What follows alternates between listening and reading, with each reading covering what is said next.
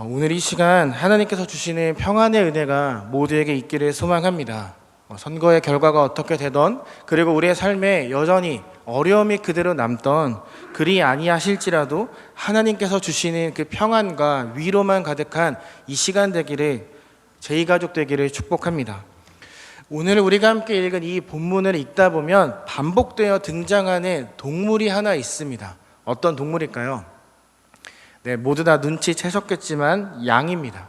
이 양은 성경에서 가장 많이 등장하는 동물이면서 우리가 잘 아는 것처럼 건조지대에서 잘 자라는 풀을 먹고 사는 초식성 짐승입니다. 조금 과장하자면 먹는 순간 소화를 시킬 만큼 소화력이 왕성하고 또 1년에 2번 새끼를 낳을 수 있습니다. 1년에 2차례 출산을 하면서 정말 빠르게 늘어나는 짐승이 바로 양입니다. 성질이 온순하고 무리를 지어 지냅니다. 이것이 일반적인 양에 대한 설명입니다. 이 성경에서도 양에 대한 이야기가 많이 나오죠. 하나씩 이야기를 하다 보면 너무 많아서 2가지만 소개하려고 합니다. 일단 이 양은 레위기에서 소개되고 있는 그 제사법에서 늘 등장합니다. 하나님 앞에 우리의 죄를 고백하고 용서받을 때 사용되는 그 짐승이 바로 이 양이기도 합니다. 그리고 이 양이라는 표현을 우리 예수님에게도 우리가 사용하곤 합니다. 십자가에 달려 죽으셨을 때 우리의 모든 죄를 용서하신 그 예수님을 향해 양이라고 표현하기도 합니다. 예수님께서 십자가에 달리셨다는 것, 그것을 성경의 여러 부분에서 양이라 표현하고 있습니다.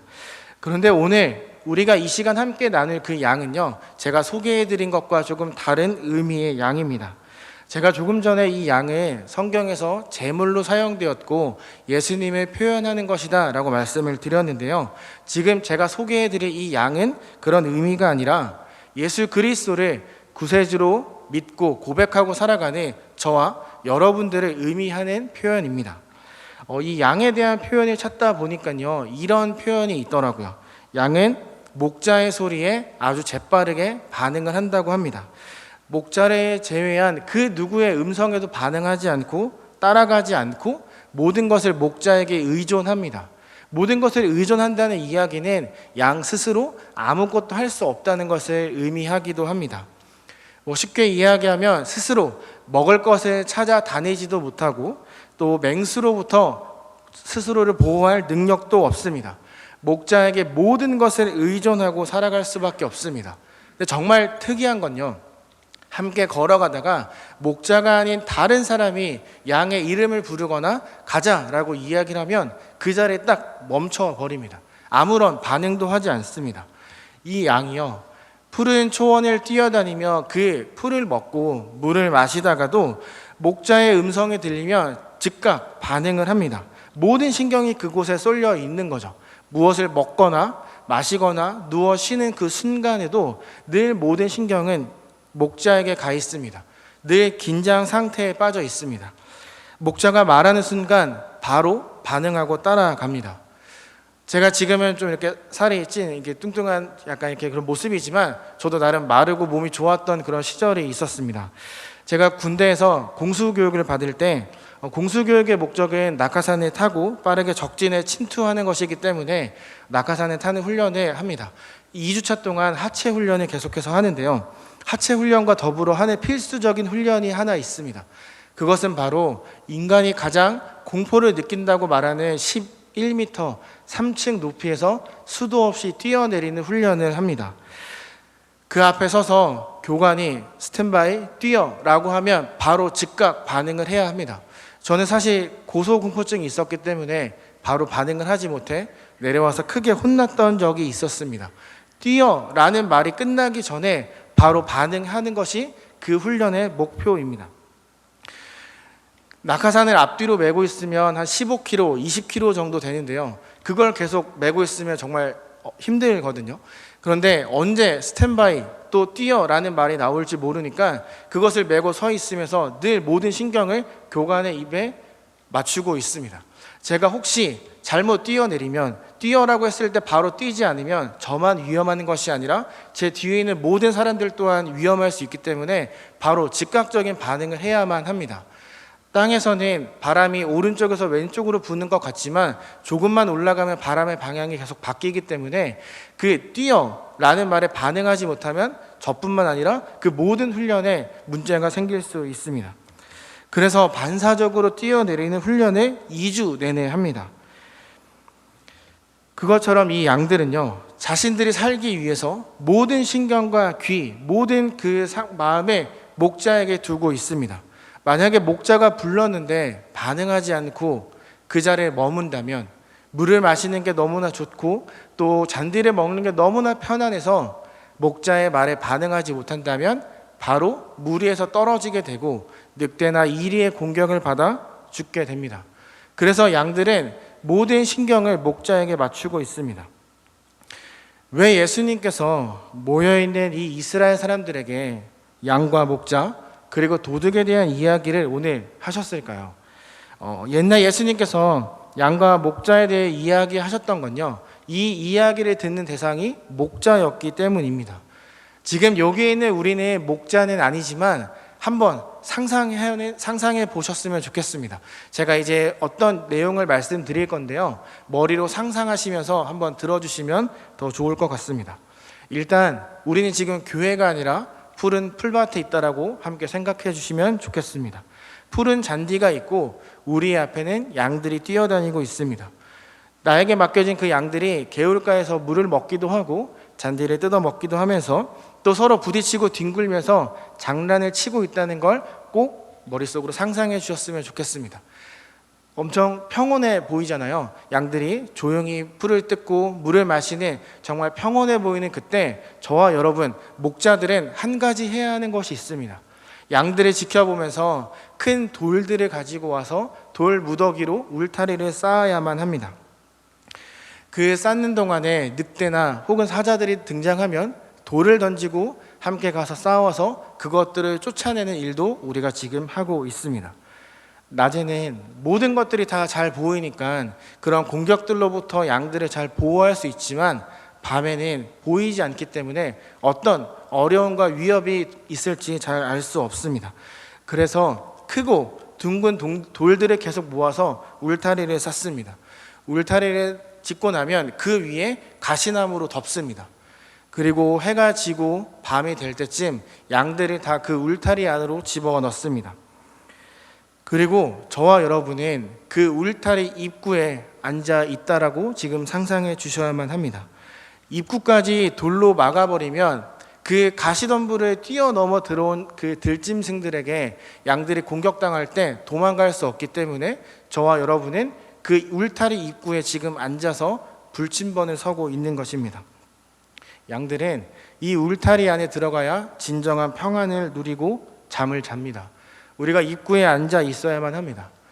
지금 한번 상상하는 것은 할만하다라고 생각하실 수 있겠습니다. 하지만 이게 계속해서 반복된다면 이동하는 곳마다 돌들을 쌓고 돌들 위에 가시덤불을 놓고 양들을 넣고 내가 그 입구에 앉아 있다라고 생각한다면 그것은 상당히 수고스러운 일일 겁니다. 일단 그 울타리 입구에 앉아 있으면 우리는 깊은 잠을 잘 수가 없습니다. 편하지 않습니다. 목자가 깊게 잠들어 버리면 들짐승들이 왔을 때 눈치챌 수 없습니다.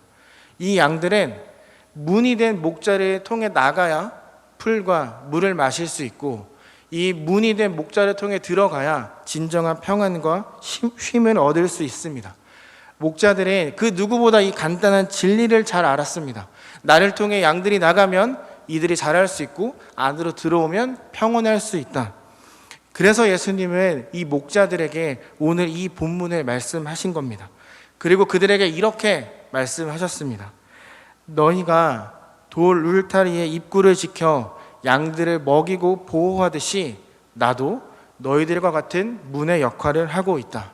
너희들이 그 지키고 있는 문이 바로 나다. 너희가 나를 통해 들어가기만 하면 그 안에서 정말 진정한 평안과 쉼을 누릴 수 있을 것이고 나를 통해 나간다면 너희는 저 양들처럼 많은 것들을 먹고 풍족하게 누릴 수 있게 될 것이다 라고 지금 말씀하고 계십니다. 만약 우리가 목동이었다면 이 말씀이 한 번에 이해가 됐을 것이라 생각합니다. 정말 아주 간단하게 말씀하셨습니다. 너가 하고 있는 그 역할을 지금 내가 하고 있는데 너가 나를 통해 들어가면 너에게는 평안이, 나를 통해 나오면 너에게는 성장이 있을 것이다 라고 말씀하고 계시는 거죠. 그런데 이것에 방해하는 무리가 있다고 오늘 본문은 이야기합니다. 돌 울타리를 치고 목자가 문이 되어 입구를 지켜도 들짐승들이 계속해서 다가옵니다. 그의 목자가 계속해서 쫓아내지만 그 목자를 건너뛰고 들어가면 먹을 것이 많기 때문에 들짐승들의 공격은 끊이지 않습니다. 예수님이라는 그 울타리 안에서 머물고 있는 우리들의 물어가기 위해 마귀는 늘 우리를 노리고 있습니다. 제가 예전에 인도에서 여행을 할 때 함피라는 도시에 간 적이 있습니다. 완전 산속에 있는 마을인데요. 여기가 얼마나 대단한 마을이냐면 돌산 자체를 깎아서 마을을 만든 곳이었습니다. 그러니까 조금 과장하자면 우리 교회 크기만한 그 돌이 있는데 그것을 그대로 깎아 내려가서 신전을 만들었던 그 마을이 바로 함피라는 곳이었습니다. 그 도시를 여행하다가 사진을 찍으려고 손에 들고 있던 물통을 땅에 내려놓았는데요. 내려놓자마자 보이지 않던 원숭이가 달려와서 물통을 낚아채고 가서 능숙하게 따서 입을 대고 마시더라고요. 원숭이도 많이 더웠겠죠. 이것처럼 마귀는 늘 우리를 예의주시하고 지켜보고 있습니다. 아까 말씀드렸던 것처럼 양이 목자의 음성에 바로 반응하지 않아서 지체하고 머물면 바로 낚아채기 위해서 마귀는 늘 우리를 노리고 있습니다. 우리가 예수님 말씀에 순종하지 않는다면 바로 끌고 갈 준비를 하고 있습니다. 우리가 예수님 앞에 그 음성에 반응하기 위해 늘 긴장하고 있는 것처럼 우리를 노리는 그 세력 역시 늘 긴장한 상태로 우리를 노려보고 있습니다.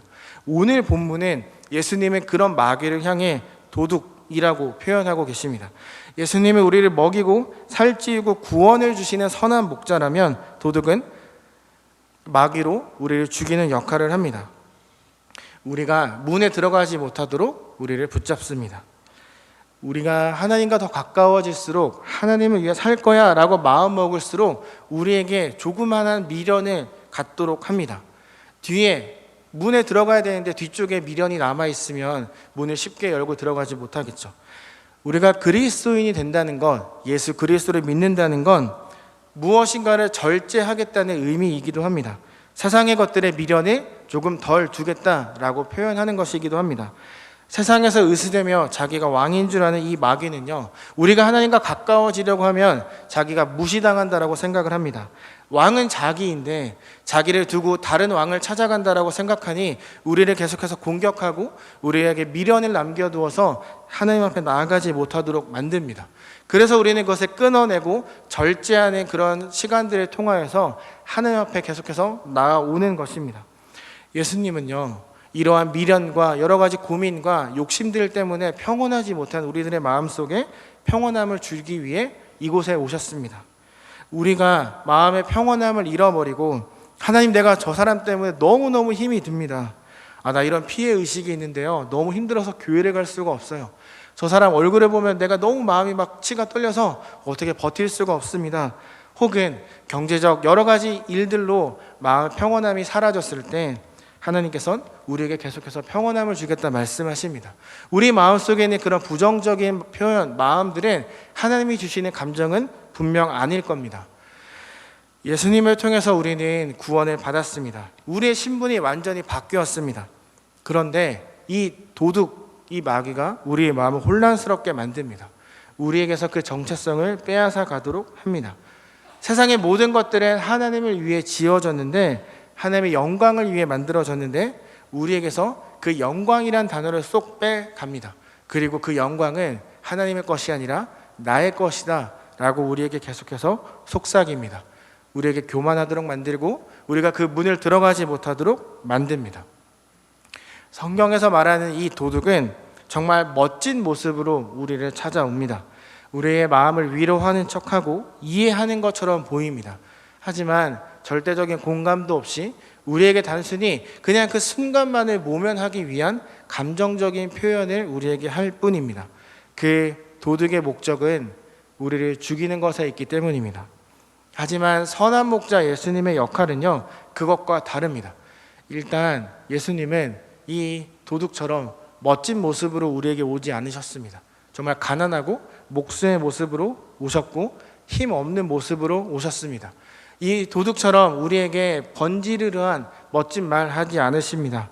기분을 일순간 좋게 해주는 그런 달콤한 말도 하지 않으시고 우리에게 오히려 마음에 불편함을 주시는 말씀을 하십니다.